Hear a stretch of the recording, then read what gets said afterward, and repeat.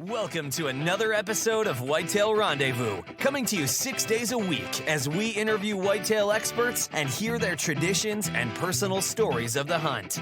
Learn more about the latest gear, discover proven tips, and the latest strategies so you can make your next hunt a success. Now, here's your host, Bruce Hutchin. Whitetail Rendezvous is pleased to announce a partnership with GoHunt.com. Who's GoHunt.com? Well, if you're a DIY hunter, you need the information at GoHunt.com/insider. Why? Because it provides 4,200 profiles, every unit, every species, and every season. Furthermore, they give in-depth analysis, interactive maps, unit access, and seasonal trends. Draw odds are very important, and they give you the most accurate information in the business. All this is available when you go to GoHunt.com/insider. Make sure you use promo code WR when you join Insider. You'll get a $50 gift card for GoHunt.com Gear Shop. Remember, when you become a member of GoHunt.com/insider, you're going to get a $50 gift card to Go Hunt Gear Shop. What's in the gear shop? The best gear that you can buy for hunting the West. All in all, if you're hunting out West in 2018, GoHunt.com/insider is where you need to be to get all the research information. When you use promo code WR, Whitetail Rendezvous receives a small commission from GoHunt.com.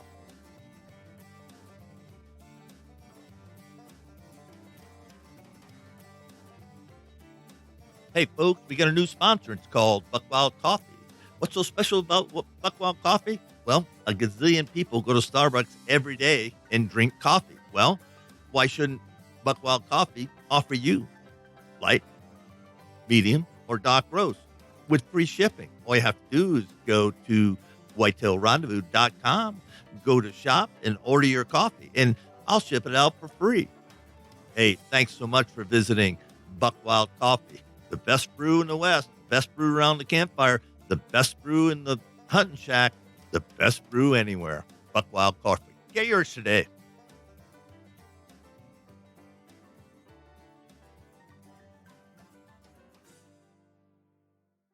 Going live right now. Preview. And let's see what we got. We are broadcasting. And folks, welcome to the third segment of Land and Legacy, Land Management by Matt Dye. You heard that earlier in the week or the month, whenever this publishes. And now we have Adam Keith, his partner. And Adam is going to talk about the three factors of food plots. We're going to go into this historical aspects of food plots. Somebody grows some corn, the farmer grows some corn and some beans or whatever, and you eat them. So why not grow your own? And then we're going to go into, you got to grow what the deer want to eat when they want to eat it. There's some secrets to that. And we're going to wrap up with, if you're going to have food plots, have them 365, do the whole year. And there's a lot of reasons for that we're going to talk about.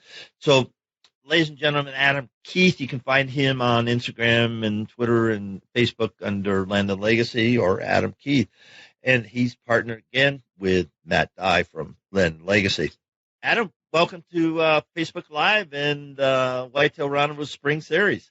Appreciate it, Bruce. Thanks for having me. I will say one thing. When you say partner, make sure you put business partner in front of that with Matt. Point well taken.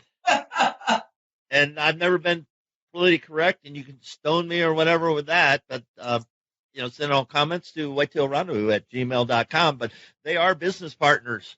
That's right. For dang sure. That's for dang sure. Yeah, make sure there's a separation there. But, sure. Hey, pleasure.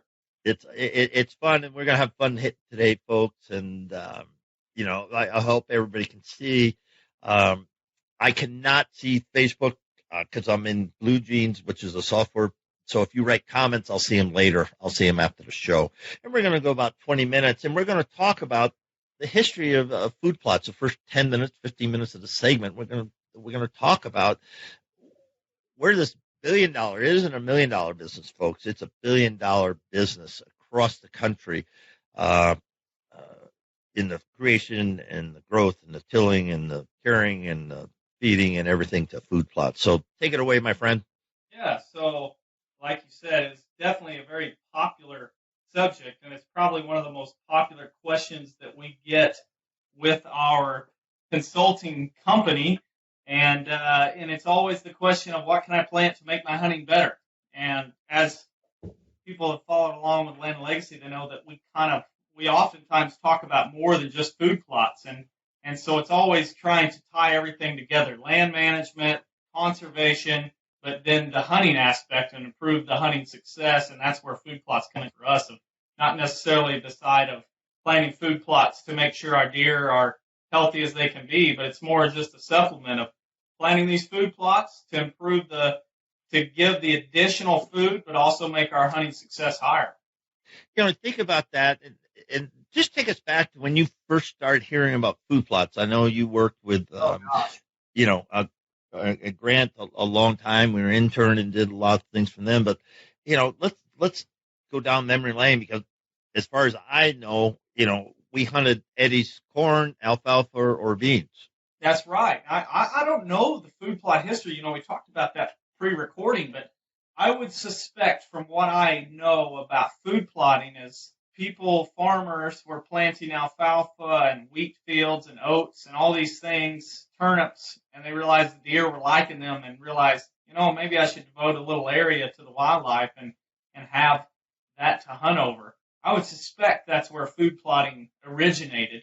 The first food plot that I planted, or my family planted, I was right around 10 years old. So that, for me, I've been planting food plots for about 20 years.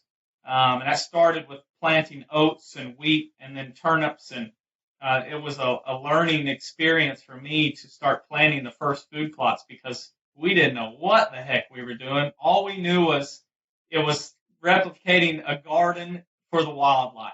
And so, looking back, the amount of work we did, I can remember one of the first food plots we planted, and actually it's still on the family farm, this area, and we call it the old food plot, to where it was the original one, and we would go in with a 2-bottom plow, turn the soil all the way over, and then we would come back in with a disc, and we'd have to disc it a couple of times just to kind of get it somewhat smoothed out. Sometimes we had to harrow it, and then we would broadcast the seed, and then we would try and drag it. There was a couple food plots where early on we didn't have a drag, and we would cut down cedar trees, eastern red cedar trees, and then drag them by hand to try and cover up the seed. That's how far back it goes for me on planting food plots. And I remember the first couple of times we did that, we would go in and hand spray Miracle-Gro on them, and we were having turnips just this big. We thought, oh my gosh, we've died and gone to heaven. Unfortunately, at that time at the farm, there wasn't many deer, so it would be a couple of doe groups and young bucks would come in, but we never saw any good bucks on those food plots. Looking back, it was because we were in there every time we went to the farm, which was almost every other day. We'd be in there poking around, looking to see how it's growing. So it's definitely it's changed a lot for us. Yeah, it sure has. And back when I was growing up, I was born in New England, actually Rhode Island, and my neighbor used to take me trout fishing, and we went to his family farm. It wasn't a big farm, 100 acres, 120 acres, but it had the old building. I mean, quintessential, what you think of an old rundown farm, but it had that crabapple. It had that apple orchard, and that's the first buck. That's the first whitetail deer I ever saw. We'd go in there in the morning, slip in there, and they'd be, munching, or we'd go in the evening, catch some trout, and there they'd be. They'd, bounce away and go, what's that? And I mean, this is back when there weren't a whole heck of a lot of deer in Rhode Island, but it was so, it was perfect habitat. You think back and it's just like, so that was a food plot. I mean, apple trees are deadly, right time, right season. Yeah. And we're going to talk about that in the second part. You got to give them what they want when they want it. Do it, and I'd be interested for people to write you. How would they get a hold of you if they want to make some comment about the historical aspects of food plots? I would be curious to hear how people got started in their first food plots as well. And they can always shoot me an email at adam@landandlegacy.tv or info@landandlegacy.tv, or just shoot us a message on Facebook or Instagram. And those are Land and Legacy handles. So and do that, folks. Go ahead. Yeah, I was going to say, please do that, because we're going to kind of go down this journey with Land and Legacy for a while, and I'm going to do 4 series a year, and they'll be in 1 or 2 of them. I'm darn sure of that. And you know, we want good content, but we want to give you what you want. And you know, so someplace along the line, somebody decided to make a little food plot, or you know, they, like you said, they saw it on the alfalfa and said, you know, we got the old button stand over here, and it's, you know, man, I could put a little thing there and dig up the dirt and throw some seed and see what happens. And I guess it worked because it's just unbelievable. And this is the part where food plot today, it comes down to seed, it comes down to soil preparation. And as you know, we've talked so many times, it comes down to, you know, pH value. So walk us through, you know, people out there read a magazine and they lease some land. They're going to have it for a few years, own some land, and they really never did anything with it. You know, what do they need? What are their first steps for food plots? What do they need to do to, you know, to do it right, not stumble along like you and I have, you know, and made all the mistakes in the book? Oh gosh, I look back. We did a podcast on this I don't remember, 5 podcasts ago, but I talked about that process of what we did to the soil health by doing all that. And when you understand soil health, I'll try not to bore everybody with this, just because soil is one of those things that it's kind of boring. But when you think about soil health, if it's healthy, you shouldn't have to make the amendments. You shouldn't have to add as much fertilizer and lime. It should just be everything they need right there in the soil. But when you start turning and introducing oxygen and everything like that and killing off beneficial bacteria and fungi in that soil, it becomes really detrimental. So I think the first thing when you're thinking about adding a food plot, you need to understand of what's the cost going to be, and then do I have the equipment to do it, and understand the process to have a successful food plot, because we see it all the time of somebody plants a food plot, but the amount of expense, the amount of time, and then frankly the amount of destruction they did to soil health wasn't offset enough by the amount of growth and benefits they had to the wildlife. It's actually more detrimental. So understanding all that before you plant a food plot. Do a soil test it and see how far off your soil health, your pH is basically, and then look at the cost it's going to take to get it back to where it needs to be, where you can actually have a successful food plot. We talked to that with Matt, and that's where the land management plan, and folks, if you're doing food plots and you haven't done a complete land management plan, you know, over years, you're missing out. And share with the folks why that's a true statement. You know, when you look at the expenses that go on in land management, as a landowner, if you're focused on just improving and trying to make a plan, one of your biggest expenses every single year is going to be food plots. You're going to have to buy the lime and the fertilizer. You're going to have to do the soil test. And you're going to have to buy the seed. Then you're going to probably do herbicide. And then you look at all the tractor time and diesel fuel and all that. It gets pretty expensive. And so there are ways to help offset that. And that's what a big part of our plan is always, let's make the habitat as awesome as we can and as beneficial as possible. But then let's give them this additional supplement in the world of food plots, and to where everything they need should be in the habitat from food year round. They should have food from January 1 to December 30th, to where there's always food available. But then they have the food plots just in case something goes wrong, you reach a drought or something happens. That's the way you should be looking at food plots, in our opinion. So there's a balance there. I hope you just heard what Adam said, because what you want to do, the land itself is going to produce the food. And if it's missing, there's a lot of ways to get food on the ground without planting a seed. Okay? Yeah. So now you might have feeders, you might have the supplemental minerals that you can do per your state regulations. Great. And you're throwing in food plots. And my thinking, when I go back turkey hunting, I'm going to start, figure out basically kill plots. Yeah. I'm going to hunt off kill plots this year. Why? Because I've killed a lot of deer on the farm, and I want to see how big I can go, just on the farm. We know there's big deer there, but you never see them. There's, for a lot of reasons. But I'm going to go to kill plots and set up a series of those and move some stands and do that type of thing. Because the deer can live on that farm without ever seeing a food plot. Why? Because it's a farm. It's producing. It has cover. It has food. and it has water. The deer never have to leave. And plus we have a huge sanctuary across the street, that hasn't been ever hunted, Totally. You bring up an interesting point when you say that about when we're kind of going back to my last statement is when I'm saying everything, let's get everything there. A lot of times we don't look at food in the form of young trees, young forests, the buds, the little tiny limbs, the young growth, the early successional habitat, the pokeberries, the ragweeds, the blackberries, the greenbriers. All that is extremely good food.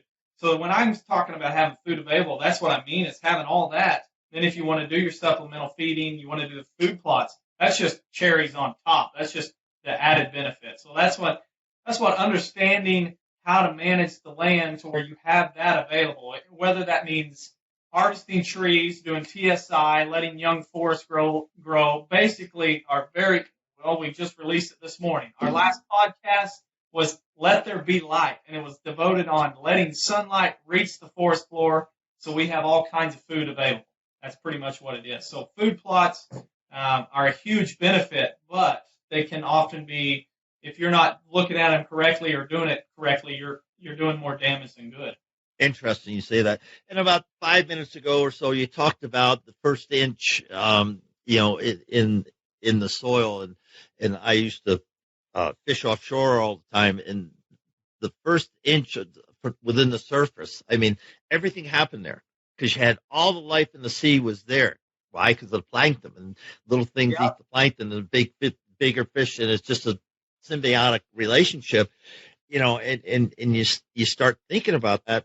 And it's the same thing with the soil. And we need to spend a little time. We got plenty of time on this food plot intro here to talk about and get specific. And maybe somebody's got to Google some words, and that's okay because people understand, the microbes and all the things that happen in that first inch of soil.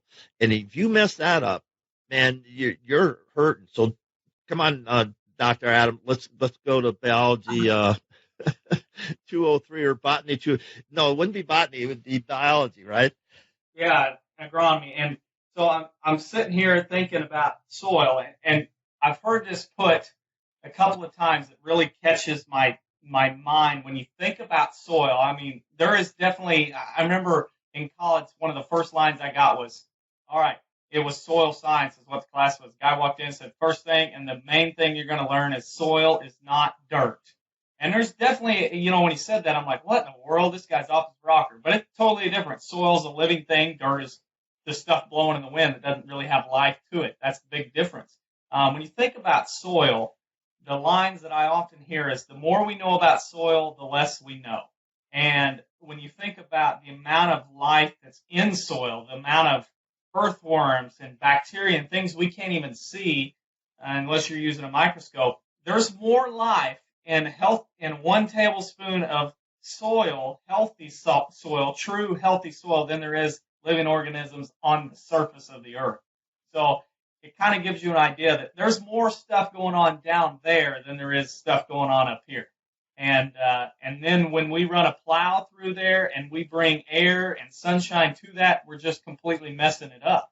And so trying to manage soil is very important, even more important than your food plot. So when you think about it, how important is the food plot? Well, you may kill a buck off of it, but the amount of damage that you're doing to the soil for long-term damage, it may not be worth it. And that's kind of where we stand. For years, I was plowing up the food plots and destroying soil health to where I'm fighting the problems now because there's not really much soil life there. So it's hard for me to get a successful food plot and without adding all these amendments of fertilizers and lime just to try and get something to grow. So healthier the soil is, the less input you have to put as far as fertilizer and lime. The more unhealthy the soil is, the more fertilizer and lime it's going to take just to get crops to grow. So to help a non-farmer, when I go to Eddie's farm and it's a 100-year farm. So they've been plowing the same, dirt, turning it over, rotating the crops, doing all that. Does he have to put every year more additive, for lack of a better word? I don't know the right word, Adam, to say to make his crops grow and get the good yield? Or how does that work? How does that work for farmers out in Kansas? They're 5 miles square or miles square. Yeah, when you think about farming, there's so much money spent on inputs as far as lime and fertilizer, and then every time you turn the soil, you're just exposing more weed seeds to where you're just chasing your own tail. And so that's where the no-till farming and cover crops comes in. That's been a huge thing to where we always have the soil protected. That's one of the biggest things is you're giving armor to the soil to where there's not sunlight taking the moisture and taking the life out of it. And then you always have something growing and cycling the nutrients back to the surface to where it's not either washing away in a flood or blowing away in the wind or just leaching through the soil and getting so far down in the soil profile that the roots can't reach it. And that's why having something always growing, usually diversity is the best, and with the cover crops especially, to where there's always different plants pulling different nutrients and keeping that at the surface to where the next crop can tap right into that soil. The soil minerals and nutrients and keep on growing. And it still perplexes me, when I drive from Colorado all the way, to the Midwest and, just square miles of just tilled soil. You can see them out with their John Deere, Power Stroke supercharged, and, cutting swaths in the earth and just turning the earth over and leaving it fallow all winter. Yeah, leaving it fallow all winter and turning that soil to dirt to where. Yeah, and then I was turkey hunting in Nebraska several years, probably 5 years ago, and a windstorm picked up, and all of a sudden we're driving back into town. Turkey hunting was over, and we're like, I can't see 10 foot in front of me because there's so much dirt flying in the wind. And that's what the Dust Bowl was. I mean, and I hate it because when you understand soil health and you drive across the country and you see miles and miles of turned soil, you think, when are we going to learn? Because that's exactly what happened during the Dust Bowl. We were just plowing, and we weren't conserving soil health, and therefore we had a huge disaster on our hands. So it's definitely something that makes you want to throw up a little bit when you see all that turned dirt. So with my kill plots, and I mean they're 100 square feet. I mean they're not going to be they're going to be positioned for the wind from the food plot and then the stand position for the wind. So do I just go in there and rake and just, or do I put some lasso down and kill stuff? I already know I know where you're going with this. How do I do that? How do I do that 100 square feet? Yeah, this is the dilemma that, when I started out planting food plots, it was always, well, we're going to do what the farmers are doing. And we didn't know any better. We were plowing and disking and broadcasting. And that's the way you did it. That's the way Pawpaw did it. That's the way you're going to do it. And as we started understanding, okay, no-till drill, that's the way to go. We want to use seed planters and never turn the soil. But unfortunately, I don't know, 90%, 70%, who knows what it is, of food plotters aren't having access to a no-till drill or have the equipment to use a no-till drill.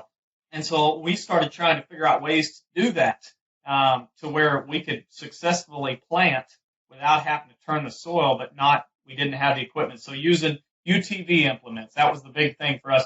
And we basically, now we did light disking if we needed to, but we tried to completely eliminate that as well. And so we started using rollers and cultipackers and timing it right before the rain. So we would go in and broadcast the seed and then run the cultipacker or roller over and try to get that seed pressed in the ground to where we had a better germination. Now, that's where having a cover crop came in even more important, just because we realized that if we were broadcasting on bare ground or food plots that didn't have growth, there wasn't a lot of protection for that young seed to where a lot of birds were coming in and carrying away the seed. So then it came into, we need to do this in the spring and always have some sort of cover crop, some sort of diversity, and have biomass. And so we planted a mix of seed, like 12 species in the fall, which, as you know, you can throw weed out on the pavement and you get the amount of rainfall you need, the appropriate amount. It'll grow to where it's 6 foot tall and it's not really even in soil. And so we planted all the fall crops and timed it great with rain. It grew up. And in the spring, we had cereal rye, 4 or 5 foot tall. We went in and we sprayed it with glyphosate, killed it off, and then we broadcasted the seed and ran that cultipacker or roller over it, or even a drag in some instances. And we had a pretty good food plot. And we didn't take any equipment other than that UTV or four-wheeler and rolled it over. And basically what that thatch or that fall cover crop did was it protected those young seeds at a young stage to where they had enough time to germinate and grow to where they weren't getting nipped off by the deer. And then also they weren't getting carried away by the birds before they germinated. And it allowed there was more moisture being held underneath there to where they had plenty of moisture to germinate and then continue to grow up through that thatch layer. So that's kind of how we did it at first. Now, I'll say all that to say when you're looking at little kill plots, these little transition plots, and you're trying to do this without disking it up or plowing it up, you do all that disking and plowing within this little food plot where it's already fighting with some of the trees and the around the edge or even in the middle of it. You're going to already be lacking on moisture just because those trees are capturing it before it ever reaches the soil. Then you're disking and plowing, and you're taking what little moisture there was in that soil, you're letting it out because of the air and sunlight. So if you can figure out a way to capture that moisture by not turning the soil, you're off to a better start. And that's probably second or third podcast to talk about where I think you said what's best for those areas, and there's certainly seeds and blends to plant in those little areas. But that's really how we looked at it, is trying to do that, but it's all weather dependent. You can go out and plant with a no-till drill, which is honestly the ideal way of planting a food plot, and it can set in the soil for a few days without rain, and 5 days later you get rain, it germinates and grows. But if you do that, you broadcast it, and it sets on the ground for 5 days, it may not grow very good because by the time you did get rain, most of the animals had picked through and carried that seed away. So that's a big problem when you're looking at trying to broadcast and roll or plant without a no-till drill, is you're more weather dependent. And it can be done, but you're going to have to watch the weather like a crazy man and go, okay, is it going to rain? Is it going to rain? And then you see a big storm cloud form, and you got to get there and get the seed broadcasted out. Interesting. I hope you're taking notes, folks, because I'm doing in my mind, because I know that certain places, certain stands, and certain locations that we're going to do definitely that, because sitting on the fields are great, and right time of year and when everything's right, great hunting. Good food plot. It really is. Yeah.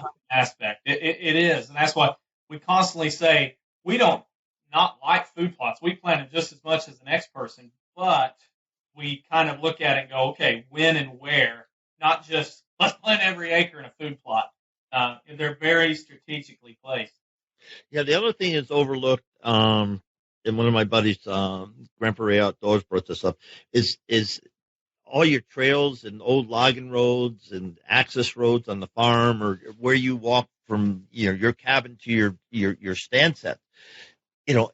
Every single one of those walkways is a little opening. There's a little sunshine, there's a little moisture, there's a little everything, and you can plant that with specific blends. And I don't know what blends you need. Adam sure does, but think about that, and it's really easy. You just take a little drag and you turn over the soil and it drops some seed, and then you take a roller, just the same kind of roller you do in your backyard when you plant seed there. Smashing down molehills. Pardon me? When you're smashing down the molehills, that's what most people use them for. Yeah, whatever. And you do that, and all of a sudden, over time, you're going to have forage. Yeah. And you use perennials. And so, you just keep it every once in a while, drop some fertilizer on it, and all of a sudden, in a couple of years, it's not the grocery store, folks. In a couple of years, you're going to have some good habitat that they're going to meander through and take a bite. Well, just by them pausing, you don't have to do anything. You might have the shot. Yeah. Your thoughts on that? That's right. I will say one thing that we see a lot is just because it's an open area doesn't necessarily mean it needs to be a great food plot either. Sometimes this is a problem with food plots, in my opinion, of they get placed in areas to where just because it's an opening, but that's the one opening that all roads go through, and then they spider web out. where no matter what happens where you're hunting, you always have to drive back through that food plot. That's probably not a good place for a food plot, because the deer that do come to it, you're just running them out every single time. And so we try to place the food plots in areas to where we can effectively get to and hunt and get out without the deer even knowing we were there. That's the most successful way you're going to have a food plot success, is by hunting those areas where we're not disturbing it. Now, when it comes to establishing food plots and getting those established, the first couple of years, if you're planting species, there's always a learning curve, to where if you plant a food plot the first year, only a few deer find it. It's not a failure. It just takes some time to get deer conditioned to where that's the best food source in the area, and that's where they start coming to. And with that, folks, we're going to end the first session with Adam Keys from Land and Legacy. So how do people get hold of you? They're just going, oh, my goodness, I got to get a hold of this guy. How do they do that? Well, they can call Matt. Here's his cell phone. Don't do that. Don't do that. It's Adam at landandlegacy.tv or info@landandlegacy.tv. And or you just shoot us. Probably the best way to do that is message us on Facebook or Instagram, and that's just Land and Legacy. You can get right there on the website as well, and that's landandlegacy.tv. So. Well, folks, I thank you for whoever joined us on Facebook Live, and this will be up, on my site, whitetailrendezvous.com, in the weeks ahead, and with the series that I've been doing with Land and Legacy, Matt Dye and Adam Keith on land management and food plots. Thank you for joining us.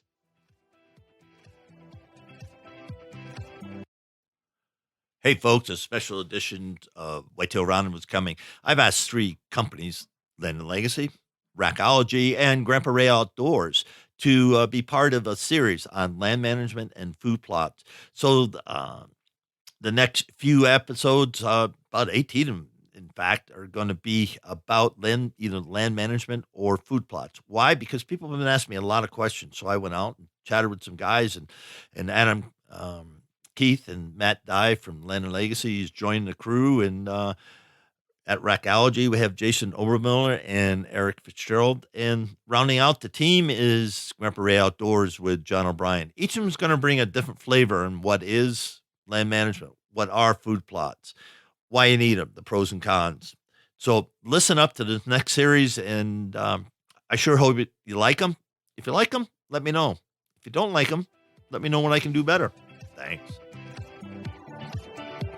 Thanks for joining us. Be sure to tune in tomorrow for another episode of Whitetail Rendezvous, where you can listen and learn from the experts so you can be more successful on your next hunt. Until next time, listen, learn, and succeed.